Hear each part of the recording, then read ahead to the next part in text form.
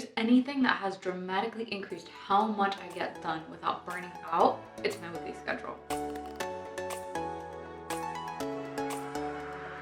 I am so excited about this one today, guys, because honestly, the weekly schedule is just, you need this in your life. So in this video, I'm going to walk you through how to create your own schedule that allows you to have a more balanced, efficient, less stressful life. And of course, I'm going to do a tutorial on how to create your own calendar block schedule on Google Calendar from scratch. So grab a cup of coffee and let's get started.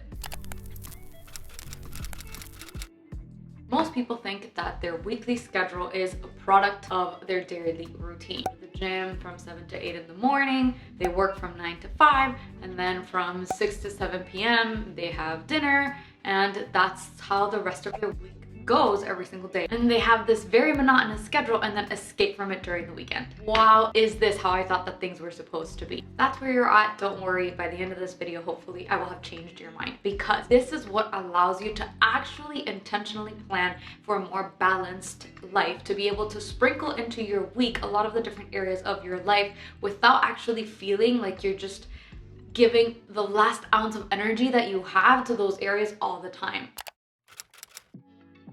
First one is batching. This is going to allow us to actually take tasks that are associated with each other, either based on where you have to do them, the tools you need to do them, the mental energy that you need in order to get them done, or stuff like that. Like if there's similar tasks, we're gonna be able to do those in a batch, back to back to back, and that just makes everything a lot more efficient and also a lot easier. The second is that it dramatically reduces decision fatigue. And this is the idea that throughout the day and throughout the week, the more decisions you have to make, the more tired you are and the more drained you are. So this is why people have morning routines, so that they don't actually have to make decisions through the first part of their morning.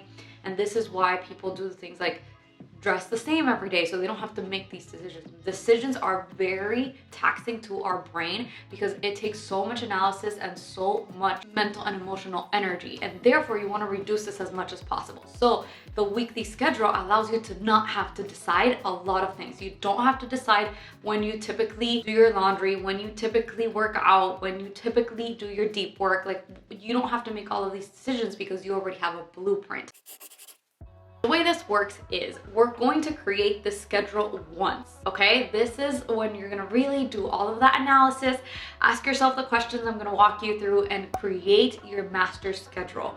And part 2 is going to be how you actually use that schedule on a week-to-week basis. And that's gonna be the next video that I'm going to upload, how I plan my week using Notions and Sama and Google Calendar, of course, as part of this mini series that I'm making on how to master your week. So subscribe and stay tuned for part 2. Of course, as you're using it and as the weeks go by, you might want to do changes to your master schedule, and that's fine. But the main idea is that you only have to do this decision making once. That doesn't mean that things won't change on a week-to-week basis. They will, and we'll get to that in a minute. But you already have a draft outline for you every single week. The first thing you're going to want to do is create all of your calendars and create the different areas of your life. So at the very least, you're going to need kind of a calendar for work life and then a calendar for your personal life. At least those two differentiations I think are very important, so that you can kind of see at a glance more or less what your schedule looks like. Of course, I am insane and I have millions of calendars, so let me just walk you through them really quickly. This is my personal calendar. Then we're gonna have a calendar for plan for productivity. I have a calendar for work or medicine, admin stuff, my home stuff. I have a calendar for deadlines just because I want to see them very clearly, for birthdays, for content creation. I have a calendar for exercise, and I have a calendar that is my schedule. Mine are a little bit excessive. Of course, you can change all the colors for your calendar. You simply go into the settings and you can type in the little codes for any color that you want. If you're interested in any of the colors that I have, I'm gonna have a Notion page linked below where you can go ahead and copy them for yourself. All right, so once you have your calendars ready, the first thing you're going to do is block all of the non-optional scheduled activities that you already have in your week. So if you work a 9 to 5 and you have to be at work from 9 to 5, block that in your calendar. You don't really have an option. If you take your kids to certain activities throughout the week and those happen at the same time repeatedly on a schedule, block those in your calendar. So that's really gonna give you a picture of what time you really do have to play with realistically. That's what we're going for here. Okay, done, got that out of the way. Now let's start with the fun part. The second thing you're gonna block is your non-negotiables. This is completely different. These are the things that you care about, that you think are important to you, that allow you to stay happy, motivated, energetic, and most importantly, healthy. If you don't have your health and your energy, you can't be productive. Period. So the first thing you're gonna do in this category is going to be your sleep hours. You can debate with me however much you want. I will forever believe that sleep is the ultimate productivity habit. If you aren't sleeping enough, you're not gonna have energy to actually do the things you want to do. So work that back a little bit with your schedule. If you know you have driving time, morning routines, you know, this is basic. You know at what time you have to wake up. Perfect. You know your wake up time, now work it back. How many hours do you want to sleep? 7, 8, 10, 9? Work that back into your schedule and write into your calendar your bedtime. This is super important. And maybe after you're done with your entire calendar, you can erase this event. You don't need a reminder to go to bed in your calendar, but you do need to be able to visually see when you're supposed to be sleeping. Great. And the number 2 non-negotiable that I suggest you should block in your calendar is movement or exercise. Now, this doesn't mean that you have to put in 1 hour every single day. Whatever this means for you, put it on your calendar. It'll make you that much more accountable, and it'll make sure that you actually have a plan for it when the week begins. Now, this is where we can get fun. Remember, not all days are created equal. This is so important. I think that we all have in our heads this idea that if you work from 9 to 5, then you have to work out from 6 to 7 every single day, and that's it. You have no option. That's not how it has to be. You have the option to actually put this into your calendar whenever you want. So for me, this is what I noticed as I was trying to build this habit. In the beginning of the week, I like to work out at night because I have a lot of energy, I'm motivated, I like to stay on my schedule. Great. Towards the end of the week, that doesn't work out. Thursday night, I'm honestly pretty lazy. I want the week to sort of be over with, and I don't feel motivated to go to the gym. So I put my gym workouts in the morning on Thursdays and Fridays, and at night on Monday and Tuesday, and that's it. I have 4 days where I actually can do it and I feel motivated to do it. I have it blocked in my schedule, and it's not at the same time every day, and that's fine. So if you've been limited by this kind of mindset, I'm giving you permission to move that right now. Shift your schedule around and find the real best times for you to get some movement in. That could even be your lunch break from work. All right, and after you've done these basics, make sure to schedule in the rest of the things that you consider to be non-negotiable. So these are the things that make you feel energized, make you feel motivated. For me, for example, that is my morning routine. I make sure to schedule that in and give myself plenty of time to do it. And as you can see, because I have my workouts in the morning, my morning routine is different on the days that I don't work out and that I do. That's fine. Your routines are not supposed to hold you hostage. They're not supposed to hinder you. They're just supposed to help you and make you feel better. They're a tool for you. You don't have to do it if it's not serving you. So make sure to give yourself the freedom and flexibility to create these little rituals that actually are making a difference in your life, and it's not an arbitrary checklist for you to go through and say that you did a morning routine. Rant over. Then of course I have a wind down routine. I talk about this in my 5 things for work-life balance video, so feel free to check that out, schedule that in my calendar. And then this is where you want to schedule all those activities that are very important to you, very dear to your heart, that make you a better person.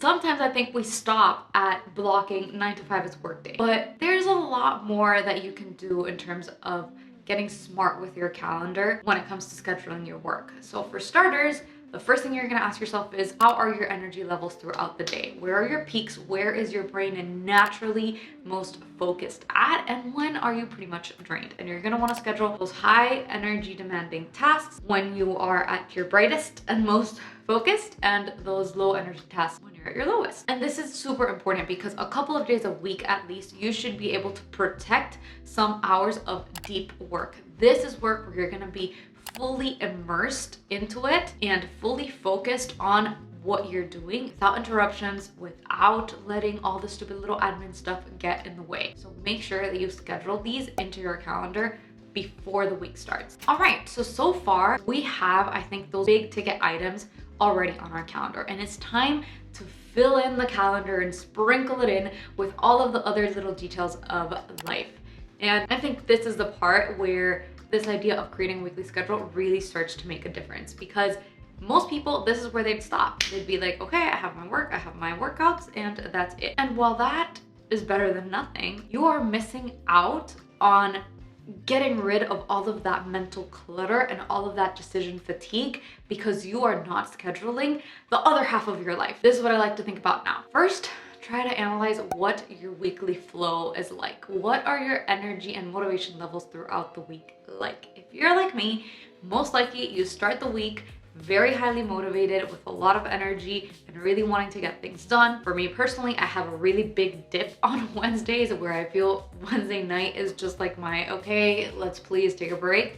And then I can pick it back up and slow it back down with a little less intensity, but still a lot of productivity in me for the rest of the week. Figuring out whatever your flow of the week is like. And remember, this can change based on if you work part-time, if you have certain activities that you do on every particular days, if you have more or less classes, like your flow might look very different. And this is important because this is going to help you identify just how we did in our day, in your week, where are your big ticket, high energy days and which ones are going to be your low days. So from here, what you're going to create is task batches. So group a bunch of tasks that are similar together and make sure that you have them in your schedule and you have either a day or a time of the week in which you know these things are just getting done. And here are some of the batches that I think you might need. Number one, obviously admin. We all have admin work, unfortunately, little things here and there.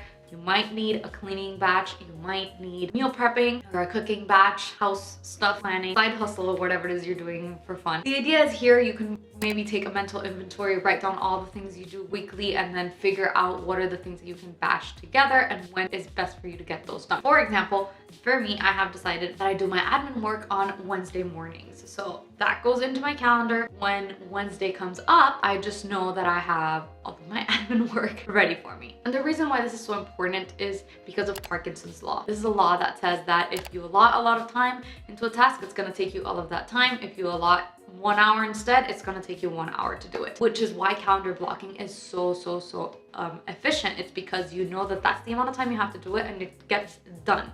So when I block, for example, an hour to get all of my admin work done, most often than not, a lot of it is gonna get done. The way that I personally like to do this is I like to give my days a theme. So for example, Mondays and Tuesdays, my themes really are the house. I want to get things moving. I want to make sure that everything in terms of food and cleaning and just getting my house together is done. So I'm going to put in those batches into these days. I like to have one day that is solely dedicated to studying. I don't want anything else on my mind. I want to be able to just peacefully study as many hours as possible. And then I have another day, for example, that is a slower day where I have a little bit more freedom, and the weekend I have a day for just plan for productivity. And I prefer to just do it on one day, slowly enjoying the process. At this point, you want to be able to see what are the things that you don't have yet in your calendar if you can create a batch for them, right? And so when you're planning your week and you come across, for example, admin tasks, you know they're gonna get done Wednesday morning. When you come across an extra batch of laundry, you know it's gonna get done Monday afternoon. When you come across an extra errand that you have to run, you know that you run errands usually Thursdays afternoon.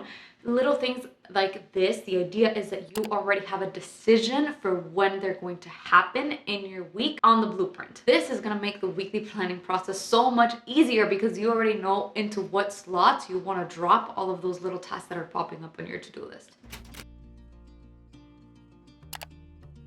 You need downtime, you need free time, you need blank space in your calendar. You have to make sure you protect that blank space at all costs. So although you might be tempted to say, you know what, I can work from 7 to 8 p.m., maybe don't. Maybe find a better time for it. And this is why when I was doing my batches and my schedule, I have thankfully the flexibility to create my own schedule. I decided to give myself a long lunch break in which I can actually get something productive done in the middle of the day after I have a little bit of a break and lunch, and then keep going with my study day so that I don't have to do that at night when I don't have the energy, I don't have the motivation, and I frankly just want to sit on the couch. And that is it.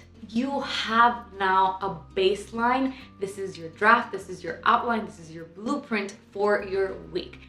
Now, on the next video, when you're planning your week, all you have to do is figure out what tasks you're actually doing in those batches. And that is it for this video, guys. I really hope you enjoyed it. If you did, please consider subscribing, give this video a thumbs up, and make sure that you stick around for the second video, because that's where I'm going to actually get into the details of project tasks, Google calendars, Sama, Notion, and all of these little details as to how I plan the week on a week-to-week basis. And you'll be able to see this blueprint in action. Thank you guys so much for watching, and I'll see you guys in the next one.